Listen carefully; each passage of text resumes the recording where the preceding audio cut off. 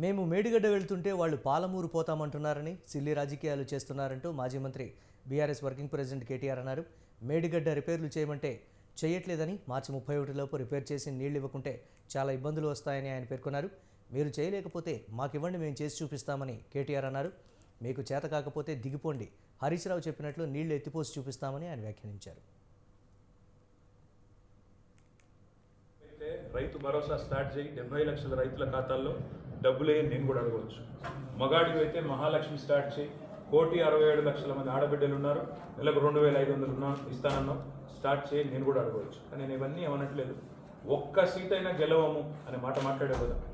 నీకు నిజంగానే దమ్ము ఉంటే రేవంత్ రెడ్డి గారు, నేను సవాల్ చేస్తా ఉన్నా, నేను నా సిరిసిల్ల ఎమ్మెల్యే పదవికి రాజీనామా చేసి వస్తా. నువ్వు నీ ముఖ్యమంత్రి పదవికి, కొడంగల్ ఎమ్మెల్యే పదవికి రాజీనామా చేసిరా. నీ సిట్టింగ్ సీటు మల్కాజ్గిరిలో ఇద్దరం కొట్లాడదాం. ఆ ఒక్క సీట్లోనే తేల్చుకుందాం. ఈ రాష్ట్రం అంతా అతలాకుతలం చేయాల్సిన అవసరం లేదు. ఆ ఒక్క సీట్లోనే నేను వస్తాను మా పార్టీ తరఫున, నీ తరఫున నూరా, నీ కాంగ్రెస్ పార్టీ తరఫున. అక్కడ తప్పకుండా తేల్చుకుందాం. ఎందుకంటే ఒక్క సీటు గెలవను అని మాట్లాడుతున్నాం. మరి నీ మల్కాజ్గిరి పార్లమెంట్ సీట్లో అసలు ఎన్ని ఎమ్మెల్యేలు గెలిచింది కాంగ్రెస్ పార్టీ? గుండుస్తున్నా. ఎంతమంది కార్పొరేటర్లు గెలిచారు నీ మల్కాజ్గిరి పార్లమెంట్ పరిధిలో?